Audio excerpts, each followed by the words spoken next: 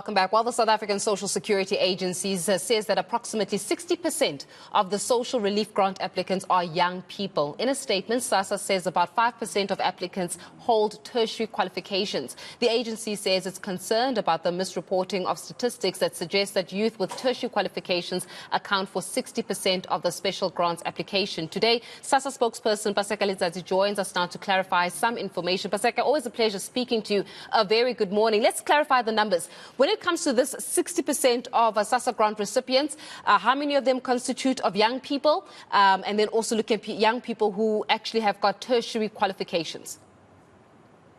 Good morning, Faith, and thanks for having us. I think we need to clarify that, that the number or the percentage which was given in one of the media houses, it's actually incorrect. The correct percentage is that there's 5% of people who apply, especially those who possess tertiary qualifications.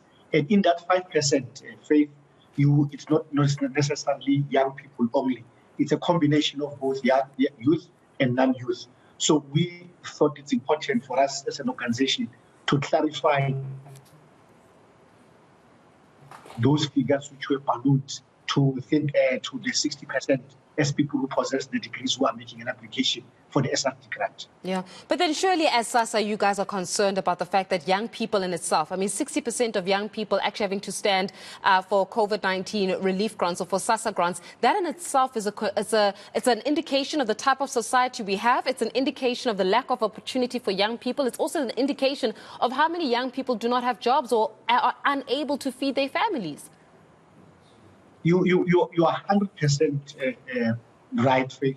You may understand that the statistics have proved that more than 60% of young people in this country are not employed. So obviously the South African Social Security Agency is part of the South African government, and whatever happens in the community or whatever happens in the South African community at large will definitely affect the South African Social Security Agency. We are aware about that particular reality, and I think as an organization, we think that the SRD grant, when it was introduced, the intention was to make sure that there's an intervention, and I think we're doing everything in our power as an organization within the means in terms of the budget that we have to make sure that those who qualify basically make an application and we process it as quick as possible and we give it to those who need it most.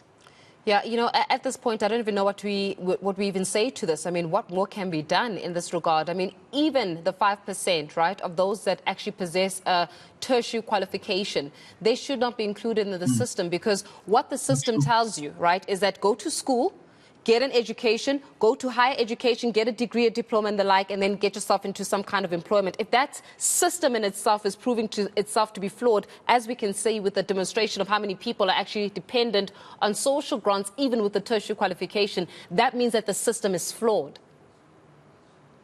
I think the positive side of it, Faith, is that at least this has helped us as an organization to have a database of all these anomalies. But the second one is that at least we're able to have a meeting with other government entities or other government departments, because we think that the database or the figures which we have must not just be the figures which are there to put in the shelves, but obviously to share it with other government agencies so that they can be used positively.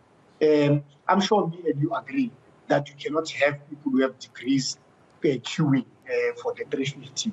They need to be absorbed into the job market. But unfortunately, as the South African Social Security Agency, we have taken it upon ourselves to share the information with the Department of Labour. We are sharing the information with the Department of Home Affairs. We are sharing the information with the Small Business Department and with all other government entities or departments which we think can be able to use this database to the positives. Yeah, Paseka, definitely, it's a concern. It's good the fact that, you know, something's being done to be able to provide some kind of relief for these individuals, but 60% of young people actually being dependent on Sassa grants, it's not something to write home about. Never mind that 5% of those young people actually are possessing higher qualifications, tertiary qualifications in that regard, including those which are non-adults with tertiary qualifications also comprising of this figure. But we'll leave it there for now. Sassa spokesperson Paseka Letsatsi joining us for this conversation.